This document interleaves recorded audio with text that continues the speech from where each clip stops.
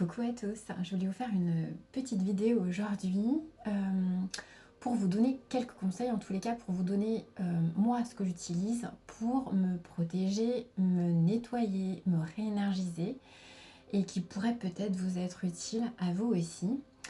Alors déjà je ne vais pas faire toute cette partie par rapport au corps, c'est-à-dire par rapport à tout ce qui touche à l'alimentation, euh, aux compléments alimentaires. Ça d'ailleurs je pense que je ferai une petite série de capsules, pas accessibles à tout le monde, mais pour juste celles et ceux qui souhaitent avoir mes petits trucs en fait que moi j'utilise au niveau de l'alimentation, des compléments alimentaires, tout ça. Mais là aujourd'hui je voulais vous expliquer mes petits trucs en tous les cas. Pour augmenter mes vibrations et que peut-être vous pourrez utiliser aussi en sachant que cette liste n'est pas du tout exhaustive et que voilà, il y a d'autres outils aussi. Alors, déjà pour la protection, c'est important en fait de se protéger parce on est encore plus nous, euh, ceux qui sont vraiment dans l'empathie, on ressent absolument tout. Donc en fait, ce qui est important, c'est de se protéger des émotions négatives, des ressentis négatifs des autres. Alors, il y a des pierres. Les pierres, ça c'est super important pour vous protéger. Vous pouvez utiliser, alors j'en ai sorti quelques-unes. Euh, Là, c'est de la labradorite. Donc, j'ai deux labradorites. Labradorite, ça c'est super parce que ça va, euh, comment dire, ça va non pas repousser, mais ça va plutôt absorber les énergies négatives que vous pourriez vous absorber. Donc, c'est important d'avoir des labradorites sur vous ou alors en bracelet ou alors en médaillon. Ce qui est super aussi pour la protection, c'est un collier. Moi, j'ai un collier en œil de tigre. Là, ça va vraiment repousser les énergies négatives. Alors si vous avez une pierre en œil de tigre, vous la mettez dans votre sac à main. Ça c'est génial aussi parce que ça va vous protéger. Si vous êtes dans un lieu public, ça va vous protéger et justement personne ne viendra dans votre aura en tous les cas pénétrer pour même que ce soit concrètement vous faire du mal. Ça c'est super important. Moi j'ai toujours une pierre en œil de tigre dans mon sac. Voilà. Après, il y a la tourmaline noire aussi, l'améthyste. Bon, puis après, mais je pense que c'est quand même les pierres vraiment majoritaires qui vont vous protéger. Vous pouvez aussi visualiser une bulle de lumière protectrice. Faire des prières de protection aussi, selon vos croyances, avec vos guides, vos anges gardiens, que ce soit, ou alors Marie-Madeleine, les elfes, les fées, les dragons, vraiment vous, ceux qui vous parlent à l'intérieur de vous. Tous ces êtres de lumière, ou alors les éléments, les êtres de la nature avec lesquels vous êtes en accord et qui viendront vous protéger. Vous pouvez faire aussi des rituels de protection avec des bougies. Alors le mieux c'est utiliser des bougies blanches pour la protection, ça c'est vraiment super. Vous connaissez aussi la sauge blanche que vous pouvez faire brûler et qui va vraiment nettoyer si vous avez des entités, des choses comme ça dans votre maison. Et vous pouvez aussi l'utiliser pour vous nettoyer vous-même autour de vous. Ça, c'est hyper puissant, la sauge blanche. L'encens aussi, des petits bâtonnets d'encens, bâtonnets d'encens 1, 2, 3 que vous pourrez aussi utiliser pour nettoyer vos pierres. Parce que les pierres, c'est pareil, ça j'en reviendrai après, c'est important de nettoyer toutes les semaines ces pierres. Parce que comme elles absorbent, il faut les nettoyer et les réénergiser. L'encens, alors moi ce que j'utilise aussi beaucoup c'est les huiles essentielles pour se protéger, telles que, alors moi j'aime beaucoup en fait, c'est la lavande aspic. Vous en mettez un tout petit peu en fait au niveau des poignets, un petit peu dans le cou. Après il y a d'autres huiles telles que l'huile essentielle de cèdre de l'Atlas. Après selon ce que vous souhaitez aussi, mais vraiment moi j'aime beaucoup la lavande aspic. Et puis demandez, quand vous êtes dans un lieu où il y a énormément de monde, où vous sentez que là, vous pourriez vous prendre des énergies négatives, bah, vous demandez à fermer le plexus solaire. Voilà, ça c'était vraiment pour mes petits conseils pour la protection. Alors maintenant, tout ce qui touche au nettoyage, c'est important de le faire régulièrement, voire quotidiennement, enfin selon, mais ça va pas prendre forcément trop de temps, hein, c'est comme la protection. Aujourd'hui par exemple, vous avez envie de faire tel rituel, vous le faites. Vous avez simplement envie de faire une prière de protection, vous le faites aussi. C'est voilà, on n'a pas besoin d'y passer toute la journée. Nettoyage, alors des bains ou des douches avec du gros sel. Si vous n'avez pas le temps de prendre des bains, vous prenez du gros sel et vous faites un gommage sur tout le corps avec du gros sel. Ça c'est hyper puissant. Ou alors après, si vous êtes des thérapeutes et que vous faites des soins ou des consultations, vous passez les avant-bras jusqu'au coude sous l'eau et vous pouvez aussi nettoyer avec du gros sel. Ça enlève vraiment tout ce que vous êtes pris en fait au niveau des énergies négatives et qui vont vous fatiguer. Donc ça c'est important d'enlever tout ça. Alors il y a aussi tout ce qui les bols chantants. Ça je voulais vous montrer aussi. Ça vous connaissez, hein, le bol tibétain. Voilà, bol tibétain. Enfin moi j'adore. Moi je m'en sers justement pour le nettoyage. Ou alors avant mes soins, c'est vrai que ça fonctionne bien. Alors j'ai un autre bol aussi que je vais vous montrer. C'est pas le bol tibétain, mais ça c'est un bol, comment dire, c'est un bol chantant qu'on appelle. Et alors je vais vous faire écouter. C'est hyper puissant. C'est hyper puissant parce que en fait ça va vous recentrer en fait au niveau des chakras.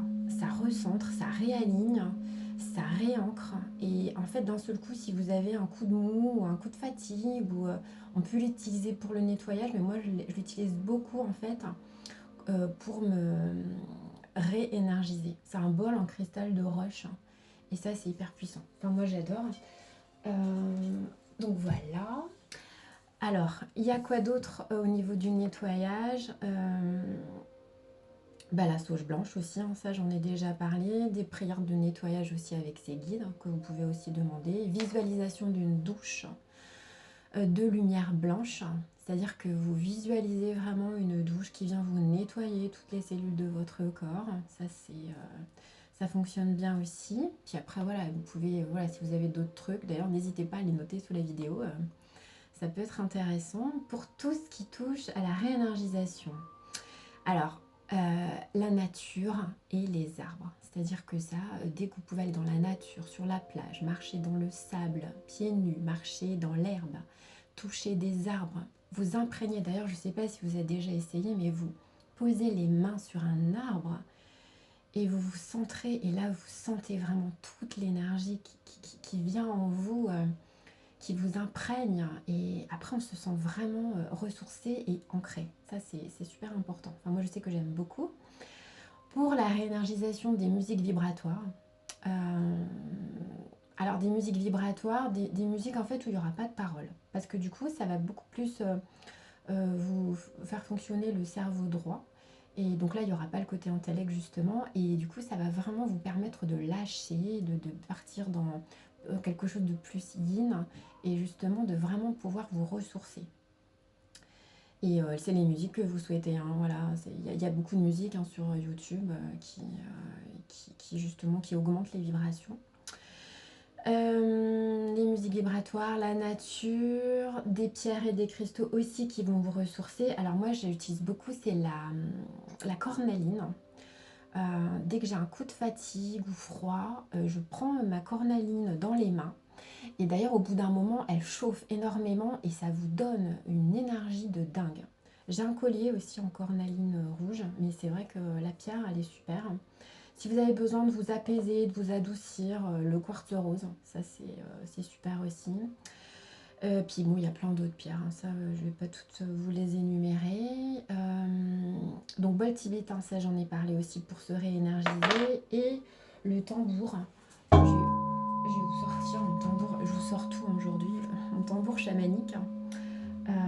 Et ça, moi je trouve que ça, pour redonner de l'énergie, je vous fais écouter en quelques... Voilà, là ça c'est hyper puissant.